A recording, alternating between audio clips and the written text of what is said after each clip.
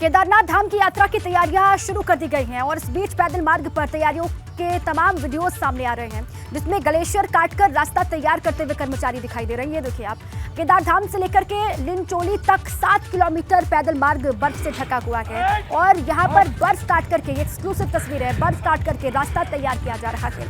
आपको बताएं कि इस बार 25 अप्रैल से केदारधाम की यात्रा शुरू होनी है और उससे पहले की तैयारियां किस तरीके से चल रही हैं, रास्ता किस तरीके से बनाया जा रहा है, कर्मचारी काम कर रहे हैं, उसी की तस्वीर आप देख रहे हैं।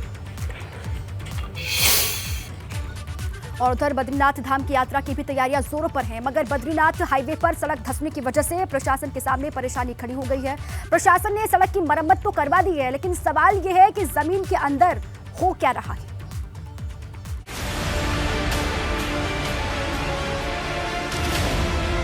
27 अप्रैल से बद्रीनाथ धाम की यात्रा शुरू होने जा रही है, मगर बद्रीनाथ हाईवे पर जमीन धंसने से सरकार की चिंता बढ़ गई है।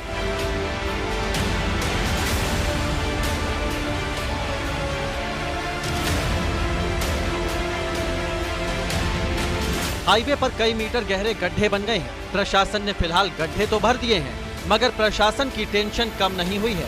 इन हालातों में भला बद्रीनाथ की यात्रा कैसे होगी? 27 तारीख को बद्रीनाथ धाम के कपाट खुलने के साथ ही यात्रा शुरू हो जाएगी, लेकिन बद्रीनाथ का द्वार जोशीमठ चिंता बना हुआ है, क्योंकि जो पुराना रास्ता जोशीमठ से मारवाड़ी वाला है, उसमें अभी भी भूधसाव जारी है, क्रैक्स बढ़ रहे हैं। लेकिन हेलंग बाईपास के निर्माण कार्य को नहीं किया जा सकता, क्योंकि अभी तक ऐसे निर्माण कार्यों को करने पर रोक है और आगे भी फिलहाल इस निर्माण कार्यों को रोका गया है। बद्रीनाथ धाम की यात्रा के लिए ये मुख्य मार्ग है, मगर मुख्य मार्ग पर ही कई जगह जमीन धंसने से गहरे गड्ढे बन गए हैं। बद्रीनाथ धाम के लिए कोई वैकल्पिक मार्ग नहीं है, इसलिए बीआरओ को निर्देश दिया गया है कि वो अपने संसाधनों के साथ ग्राउंड पर तैनात रहे।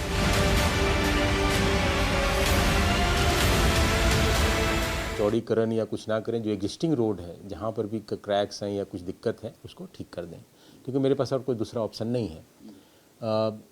और जैसे जैसे उसमें देखा जाएगा, उसमें ये भी कहा गया है मुख्य सचिव महोदय द्वारा कि बीआरओ की एक पूरी टीम ग्राउंड पेनेट्रेटिंग रडार के साथ वहाँ तैनात रहे और कुछ भी अगर दिक्कत होती है तो उसको इन्वेस्टिगेशन कर उसको तुरंत ठीक करें। परमानेंटली उनको कहा गया है कि सारे इक्विपमेंट्स के साथ आपकी टीम मॉनिटरिंग के लिए तैनात रहेगी। मगर सवाल ये उठ रहा है कि बद्रीनाथ हाईवे के नीचे आखिरकार ऐसा हुआ क्या कि इतने गहरे गड्ढे बन गए? क्या जमीन के नीचे अभी भी कोई हलचल हो रही है? अगर यही हाल रहा तो बद्रीनाथ की यात्रा कैसे सुचारू रूप से चल पाएगी? एबीपी गंगा के लिए देहरादून से रवि कैंतुरा के साथ जोशीमठ से रणजीत रावत की रिपोर्ट।